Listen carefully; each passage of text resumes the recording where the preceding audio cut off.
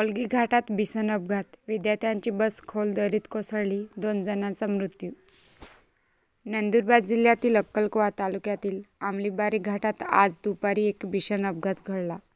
MS-15AK-1456 क्रमांकाची school bus, जी मेहुलबारी संभाजीनगर येथील शासकीय आश्रमशाळेच्या विद्यार्थ्यांना घेऊन परत जात होती, ती अचानक चालकाचा ताबा सुटल्याने सुमारे 70 फूट खोल दरीत कोसळली. या भीषण अपघातात 2 विद्यार्थ्यांचा मृत्यू झाला असून 56हून अधिक विद्यार्थी जखमी झाल्याची प्राथमिक माहिती मिळाली आहे. जखमी विद्यार्थ्यांना तात्काळ अक्कलकुवा उपजिल्हा रुग्णालयात दाखल करण्यात आले असून गंभीर जखमींना पुढील उपचारासाठी नंदुरबार जिल्हा रुग्णालयात हलवण्यात आले आहे. अपघाताची माहिती मिळताच पोलीस, आपत्कालीन सेवा व स्थानिक नागरिक घटनास्थळी दाखल झाले आणि बचाव कार्य सुरू केले. बस शाळेची सुट्टी संपल्यानंतर विद्यार्थ्यांना पुन्हा शाळेत घेऊन जात असताना हा अपघात घडला असल्याचे सांगितले जात आहे.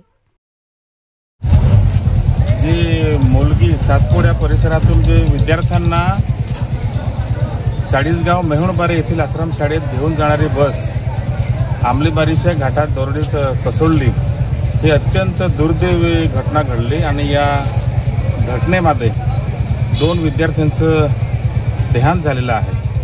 ही दुःखद बाब असून परंतु प्रशासन आणि त्या शाळेच्या प्रशासनाला एवढंच सांगायचं आहे की शाळेच्या विद्यार्थ्यांना जेव्हा घेऊन जात असताना थोडीशी काळजीपूर्वक ते घेऊन जायला पाहिजे. शाळेचं कुठले जे प्रशासन आहे त्यांनी विद्यार्थ्यांना कशा पद्धतीने घेऊन जायला पाहिजे याचं कुठलंही नियम किंवा काय तारतम्य ठेवलेलं नाही. त्यांच्या हलगर्जीपणा आणि निष्काळजीपणामुळे आज सातपुड्यातील विद्यार्थ्यांना घेऊन जाणारी बस ड्रायव्हरच्या हलगर्जीपणामुळे ती घाटात कोसळली आणि त्याच्यात हे दुर्दैवी विद्यार्थ्यांचा अंत झालेला आहे. हे एक निषेधार्ह आहे.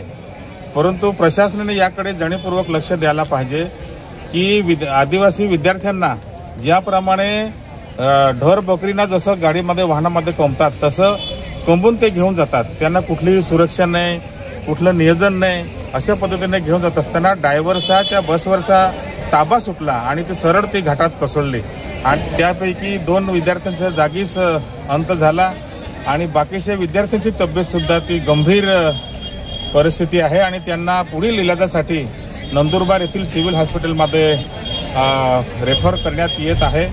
परिसरातील सगळे कार्यकर्ते सन्माननीय नाकेशदादा, नितेशदादा आणि आमची सगळी टीम या मदत कार्यामध्ये सामील आहे. परिसरातल्या सगळ्या खाजगी वाहन आणि आजूबाजूचे प्राथमिक आरोग्याच्या ॲम्ब्युलन्स हे उपलब्ध करून त्या विद्यार्थ्यांना रेफर करण्याचं काम सुरू आहे.